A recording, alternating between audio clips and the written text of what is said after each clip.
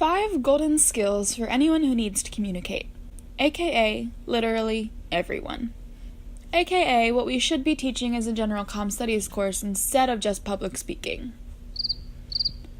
Anyway, when you enter the workforce, you're expected to be able to communicate with your boss, with your colleagues, with everybody. And I've boiled it down to 5 pretty key areas of communication. And when you master those 5, or at least have a decent grasp on them, you will be capable of some pretty neat things as a brand new employee. The first rule is listening. That's actually composed of 2 parts. The first is determining why you're listening, but the important one is actually how you respond to the listening. Nodding your head in acknowledgement, asking questions to strike up conversation, reading between the lines to get the bigger picture, suggesting a feeling is valid, providing encouragement, analyzing to better understand, or telling them how to fix it. Most people only use this last how because it feels natural, but we should be taught how to use the other skills as well. And that advising isn't always the right listening response. The second rule is walking through problems, aka conflict resolution. So there's a tiff with a coworker, and this is what you think. Ugh, I'm so mad. Or some string of expletives that would make a sailor blush. And this is what they do about it.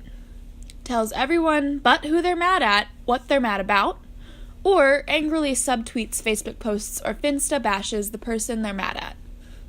And this is what they would do with better conflict management skills. Hey, can we talk through this problem? Absolutely, I didn't even realize we had one. This creates better community in a job setting, and it's important to be able to say how you feel to the person. Otherwise, you're just being a cowardly lion. Okay, the third rule is compassion and empathy. Yes, I know it sounds real cheesy, but showing coworkers that you care is important, especially after you've had a conflict. Empathy is being able to put yourself in someone else's shoes and feel with them, not for them. Compassion is essentially the same thing, except you don't physically go down the same emotional path. It's more of the approach that therapists use. Knowing how to use them both in a world setting is extremely important. Our ability to empathize is decreasing, but increasing it would help teach future generations not to bully and to care for people around them. The fourth rule is working with other communication styles. I'm talking every book on the shelf, from people who stay away from conflict entirely to the ones who need it to survive, and the ones that are always controlling the narrative to the ones who are just super go-getters, Ellen DeGeneres style. And you could actually get a lot of this exposure in your classes already where you work in groups. From your lab partners, to your criminal justice team, to the English peer editor, to your math study group, to your weightlifting spotter.